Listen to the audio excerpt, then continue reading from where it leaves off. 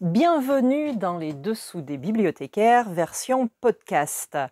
Aujourd'hui, vous allez vous régaler avec quelques pages de la rentrée littéraire, puisqu'on avait envie de vous présenter, notre, prix littéraire, favori. C'est le prix de la page 111 qui se déclare lui-même comme étant le prix le plus absurde de la rentrée littéraire et nous, on aime beaucoup ça. Alors le prix de la page 111 existe depuis une dizaine d'années. Il est composé d'un collectif d'auteurs, d'éditeurs, de gens du monde du livre qui ont pris le parti de lire les pages 111 de la rentrée littéraire francophone à l'aveugle, parce qu'ils considèrent que, avec une seule page, on peut avoir la quintessence d'un roman. Donc ils lisent 111 pages, 111 à l'aveugle, ils en sélectionnent 11, qui ensuite ne sont plus anonymes, et l'heureux lauréat se voit doté d'un prix tout aussi absurde, à savoir leur propre page 111 encadrée, ainsi qu'une dotation de 111 centimes en pièces de 1 centime. Dans les dessous des bibliothécaires, nous avons sélectionné quelques pages 111 parmi les 11 finalistes, dont nous allons vous faire profiter également de façon anonyme. Et ensuite, vous pourrez rebondir, sélectionner l'extrait que vous avez préféré, nous le dire, et bien sûr, on reviendra dessus ensuite pour vous donner le nom de l'auteur et le titre du livre que vous avez préféré. Première page 111. Imaginez l'univers soudain éclaté en un chaos absolu de couleurs. Une myriade cristalline où le vert vire au violet et le rouge rayonne. Où vos sens déboussolés vous transforment en extraterrestres à la recherche de mouches à gober. Cela s'est su et cela s'est tu, à cause des terrifiantes séquelles sur certains organismes. Convulsions, intestins et vessies relâchés, bouche saliveuse et tremblante, faim irrépressible d'insectes crus, corps mou et comateux rampant sur le sol, yeux vidés de conscience, glissement vers l'extase permanente de la mort. Qui sait quelles autres conséquences, quelles autres métamorphoses cet intime mélange de nos sangs peut provoquer? Mais la pauvreté et le manque viennent à bout de toutes les terreurs. Autant mourir en beauté, se disent ceux et celles qui viennent quémander en échange de quelques misérables roupies ou d'une pipe leur lampée reptilienne. Qu'importe s'ils finissent comme les caméléons, s'ils se mettent à ramper, perdent les muscles de leurs jambes atrophiés et sont submergés par les couleurs de leurs plus noirs cauchemars. La bande a donc toujours quelques fioles de ce sang pour les squelettes ambulants qui viennent en chercher. Ceux qui, parvenus au bout de leur voyage hors de l'espèce humaine, sont tentés par une mort en technicolore. Sachant les risques, ils n'en ont jamais consommé. Mais le moment est venu de ne rien s'épargner. Si ce sang provoque une éruption si puissante que ces mêmes squelettes, pendant quelques heures, deviennent des surhommes, ils risqueront l'injection. Deuxième page 111 de l'édifice et serait traversé de tunnels donnant accès à un jardin d'hiver central, moussant au fond d'un grand cylindre serti de balcons.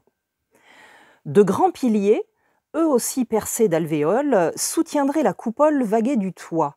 L'entrelac géométrique courrait autant sur les murs que sur les plafonds et les poutres, si bien que l'ensemble aurait l'air fabriqué d'une même membrane végétale trouée de pores radieux. Comme des paupières surgissant du treillage de la toiture, de subtiles ouvertures seraient formées par le creux de vagues se transformant, plus on montait, en un empilage finement désordonné de lucarnes. Elles offriraient aux bureaux des vues sur tous les côtés de la ville. le centre-ville et le Mont-Royal au sud et à l'ouest, Parc Extension à Nutsik, la rivière des Prairies au nord, le parc Jarry, les édifices industriels adjacents vers l'est, ainsi qu'une vue imprenable, on ne pouvait y échapper, sur le campus 1000. Le terrain laisserait place à de sophistiqués aménagements d'herbes vertes, de fleurs des champs et de feuillus variés. Il y aurait des jardins sur les toits et les balcons qui approvisionneraient les restaurants en pousses et autres épinards. Des passerelles verdoyantes munies de barrières anti-suicide franchiraient les 2 voies ferrées et permettraient d'accéder au stationnement et à un nouvel espace vert dans Parkex. Il y aurait des bancs partout, dessinés par les ateliers CW, conçus pour être lavables à la pression et pour chasser les pigeons et les itinérants. La médiathèque Ernest Cormier-Veubuy, commanditée par la compagnie, ferait écho au bureau, tout en affirmant un caractère plus traditionnel.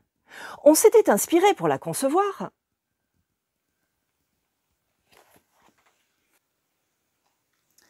Troisième page 111. 4. Besançon, 1973-1976. 23 avril 2022.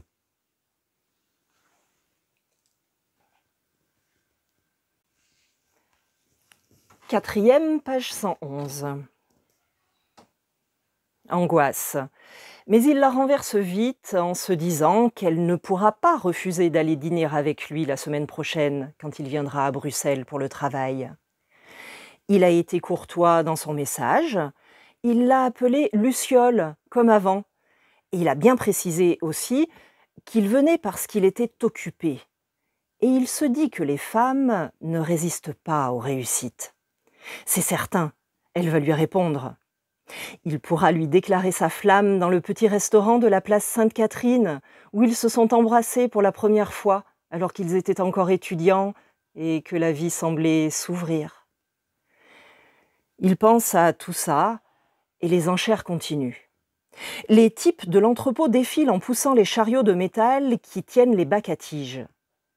Le commissaire-priseur, en haut dans son box, débite son laïus dans son micro-cravate. Arrivent des orchidées. Yann aime ça, les orchidées. Ça lui rappelle ses hôtels où il descendait avec Chloé. Ça lui rappelle la fraîcheur du plastique et la propreté des endroits entretenus. La demande des orchidées est à la hausse. On lui a donné un palier à ne pas dépasser. Yann appuie sur le bouton. Il emporte le lot. Une affaire au prix juste.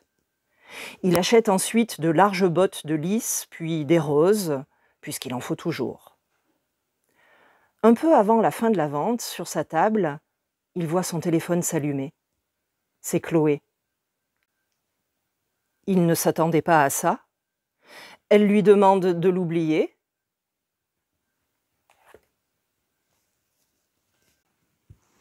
Cinquième, page 111.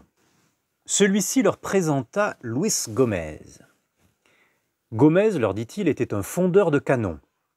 Il fallait en prendre grand soin car c'était un homme important. Le sous-entendu était clair pour Fernando.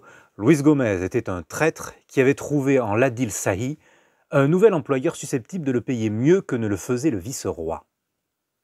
Il fallait s'assurer qu'il travaille dans de bonnes conditions, mais aussi le surveiller au cas où il déciderait de trahir de nouveau. Gomez n'était pas important, mais il était précieux. Ladil Sahi avait la réputation de s'intéresser essentiellement aux Cithars, mais il ne négligeait pas la défense de son royaume. La paix entretenue avec les Portugais restait fragile et les relations avec le Grand Mogol étaient compliquées. Quant à celles avec les autres sultanats de Décan, Fernando et Simao avaient assez récolté de cicatrices sur les frontières de l'État pour savoir qu'elles n'étaient pas toujours cordiales. Si pour Ladil Sahi, la musique adoucissait les mœurs, de bons canons, eux, permettraient de mettre ses voisins dans de bonnes dispositions. Or, si Bijapur regorgeait de bons minerais, on manquait cruellement d'artisans capables de produire les bouches à feu solides et efficaces. L'arrivée de Luis Gomez, pour peu que le fondeur fût aussi habile qu'il le disait, était une chance dont il fallait tirer avantage. Gomez le savait, et il avait tendance à surestimer sa propre valeur. L'homme était petit, presque maigre, loin de l'image que pouvaient se faire Fernando et Simao d'un homme travaillant le métal. Il avait par contre tout du portugais en Inde. Malgré sa taille, il les prenait de haut. Il les toisait avec mépris comme s'il n'avait pas lui aussi déjà décidé de changer de camp. Il agitait trop ses bras et parlait trop fort et trop mal. 6e, page 111. Fricasse. Que deux êtres qui s'aiment s'adonnent ensemble à la transformation en plat, par un processus long et technique, de produits alimentaires bruts, c'était une chose. On n'en parlait pas. Mais tout le monde savait que cela arrivait. C'était presque un besoin naturel pour les gens qui se plaisaient ou qui tombaient amoureux. Mais les plats préparés, eux, s'adressaient à des gens, parfois seuls, dont le besoin de mettre des choses bonnes dans leur bouche était irrépressible, comme le symptôme d'une pulsion primitive, voire d'une animalité mal domptée. Il était difficile d'admettre qu'un être humain civilisé ait besoin de combler ainsi, à tout prix et hors d'un rapport sentimental, cette béance sensible qu'il portait au visage. L'homme tenait dans sa main gauche des lentilles cuisinées. Cuisinées, pensa Laetitia, et dans sa main droite, des patates douces façon curry. Son regard passait d'un plat à l'autre et chaque main s'éloignait à tour de rôle de son visage pour lui permettre de mieux voir les emballages, qu'une photographie salace recouvrait. Laetitia plissa les yeux sans comprendre quels ingrédients donnaient à ces images des couleurs aussi luisantes. L'homme vit qu'elle le fixait et lui lança un regard plein de vices. Il se fendit d'un sourire gourmand, et elle vit presque toutes ses dents. Elle vit surtout qu'il lui en manquait. Elle se précipita vers la sortie.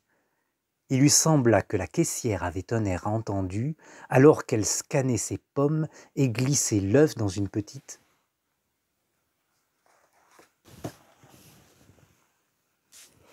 Et voilà pour ce bref aperçu du prix de la page 111. N'hésitez pas à nous faire savoir quel extrait vous avez préféré et puis si ça vous a donné envie de lire les livres en entier, on vous communiquera bien sûr prochainement la liste des livres avec toutes les références. Pour ce qui est du prix de la page 111, le lauréat sera connu le 20 octobre à 20h11 et bien sûr, on vous tiendra au courant. À très bientôt dans les Dessous des bibliothécaires. Bisous à tous!